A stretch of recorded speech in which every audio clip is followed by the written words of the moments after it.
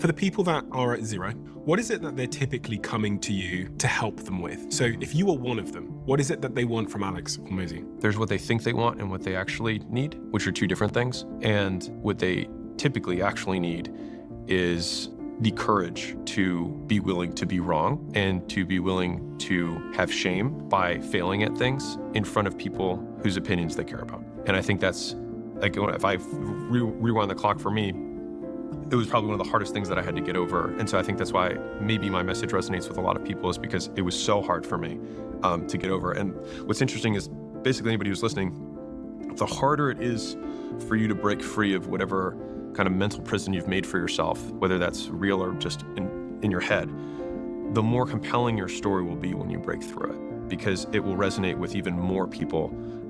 For the people that it was easy, that their story doesn't have a lot of, like, I was immediately an entrepreneur. Like, I wasn't like that. I had a job when I was in high school. I had a job immediately out of college. Some people were like, I was selling lemonade out of the back of my, thing when I was 13. I didn't do any of that. But when I saw the people who were 20 years ahead of me, I really didn't want their life. And then it started making me look at my life, and I was like, I don't even know if I really want my life.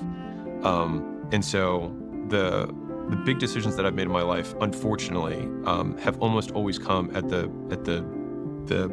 doorstep of a parent death. And I think maybe in some ways that makes me a coward for having needed death to make decisions. And so operationalizing that has been something that has helped me move faster to make decisions that I know I need to make but don't. And I think that when you ask the original question, what are the people from 0 to 1 really looking for? I read tons of business books at that time, but I couldn't use any of them because I was so afraid. And what's crazy is that, like, I think about it now in retrospect, and it's like, it's crazy how large the perceived monsters can appear. And Layla has this quote that I love, but it's, fear is a mile wide and an inch deep. And so you look at it and it looks like this ocean, and then you take the first step and you realize you don't drown, because it's like, oh, there's ground underneath of this, right? There's other people who are more on my path, and the friends you lose, you gain new friends, right? And so that fear was the hardest decision that I've had to overcome in my entrepreneurial career. And I think of all the split paths in my life, that was the one that, if I had many timelines or many universes that existed, that was probably the one that is the most likely that I would not have parted from. So I think in like 90% of universes that Alex Hormozi exists, I'm just a consultant somewhere.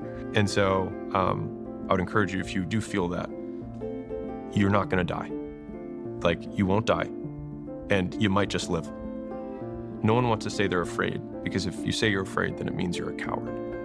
And I think that it only means you're a coward if you allow that fear to change your behavior in an aversive way, as in it not towards what you want. And so, the inverse of that, many people have heard it, courage is not acting without fear, but despite fear. And I think that when you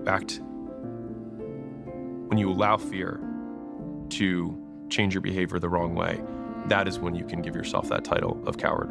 And I think that is a title that I have feared my whole life. And that label is I'm more afraid of that label than the label of failure. I'd rather be a failure than a coward. And so what I mean by that is, like, I think fear exists in the vague, not in the specific.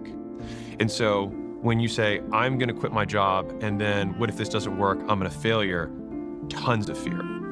If I say, I'm gonna quit my job, and then I'm gonna try and start a business, and if the business doesn't work, I'll probably have a compelling story that I could tell for business school if I wanted to show that I had some entrepreneurial slant. In the meantime, I could use that experience plus my job experience to probably get another or maybe even better job in the meantime and match or supersede my existing income. And the actual loss would be maybe the savings that I had saved up. But if I'm younger or I haven't made as much money as I want, then that's never been the amount of money that would be material anyways on the grand scheme of what I would like to make. And in terms of living situation, I will, worst case, go back to my parents' house with my tail between my legs, or sleep at a friend's couch because I have enough people that would be willing to put me up in a garage if I had to. And so it's like, okay, so my actual worst case scenario is just like, I have a cool story and maybe some shame that is self-inflicted, because it's not like no one else cares really. But it's self-inflicted shame and maybe a detour or a different story that I have to tell later on in my career. Not as much fear there. right? But like the first one, like I'll fail, everyone will hate me, and I'll die.